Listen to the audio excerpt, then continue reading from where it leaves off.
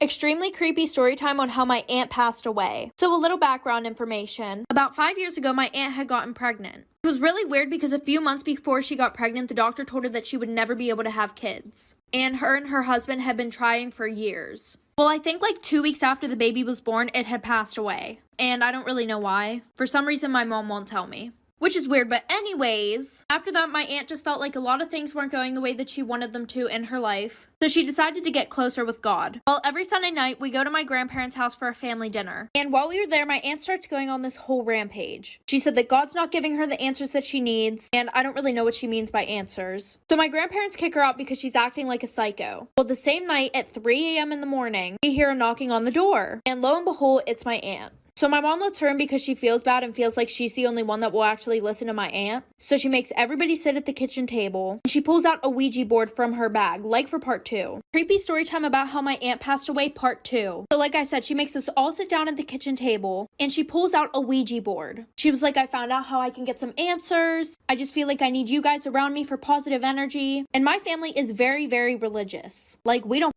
beep. Because my mom felt bad for her, she let her use it in our house. But my mom didn't want my sisters and I around that, so she just sent us to bed. Well, the next morning, I wake up and I ask my mom what happened with the Ouija board situation. My mom just said that it was really scary, because before she thought it was like a load of bullshit.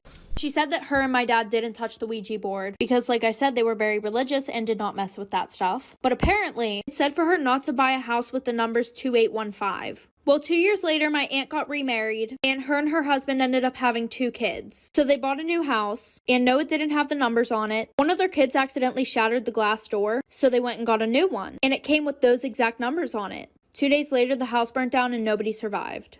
Storytime about the 2-year-old boy who lost his life at the Pittsburgh Zoo. On a Sunday morning, a mother decided that she was going to take her son to the zoo. Everything was going good until they had gotten to the wild African dog exhibit. I'm going to insert a picture of what it looks like right here. On both sides of the exhibit, there was plexiglass. But looking straight out into the exhibit, there was no glass. They also had a roughly 4.5-foot railing there. Well, as most parents do whenever they take their children to the zoo, pick them up so that way they can get a better look at the animals. Well, this mom had an idea of standing her child up onto the railing, get a better look at the dogs. Now, me personally, I have been to that zoo before. There are many signs saying not to lean over or set your child onto the railing. Well, in an instant, her child had lunged forward, and she had accidentally let go of him. At 11:45, her child had dropped 10 feet down into the dog enclosure. A few seconds later, the people around her had went to get employees. But by that time, the dogs had already gotten to the 2-year-old boy. Like for part 2.